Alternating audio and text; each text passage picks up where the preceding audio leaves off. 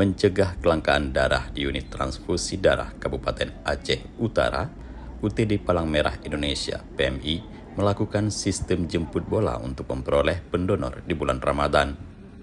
Menggunakan mobil unit donor Palang Merah Indonesia, petugas mencari pendonor di balai pengajian atau masjid usai salat tarawih. Hal tersebut seperti terlihat di salah satu menasah Jazruni, Kecamatan Muara Batu, Kabupaten Aceh Utara. Banyak warga yang mengantri untuk bisa mendonorkan darahnya usai salat tarawih. Sebelum mengambil darah, para petugas terlebih dahulu memeriksa kondisi warga yang akan berdonor. Muhammad, salah satu pendonor, mengatakan aktivitas donor darah ini dilakukan setiap bulan Ramadan.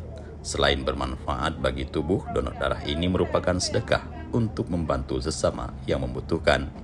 Yang kita keluarkan untuk kita donor, untuk bermanfaat orang lain, tapi untuk kita juga dapat manfaatnya yang lebih banyak. Apalagi di bulan Ramadan ini, bersedekah kan tidak mesti harus uang. Apa yang bisa kita sedekahkan, apalagi darah, untuk menolong sesama kita ya. Sementara itu, Lazuardi, Kasih Pelayanan Unit Donor Darah PMI Aceh Utara, mengatakan program sewa masjid tersebut dilakukan setiap tahun di bulan Ramadan untuk mencari para pendonor darah, upaya memenuhi stok darah di beberapa rumah sakit yang berada di Aceh Utara dan Kota Lux Mawé. Puasa pagi kan nggak bisa kita buat kegiatan, masyarakat pun lagi menjalankan ibadah puasa, jadi malam kita lakuin untuk jemput bola.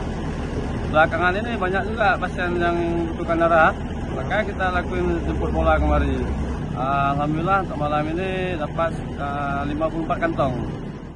Dari Aceh Utara, Raisul melaporkan untuk kanal Inspirasi TV.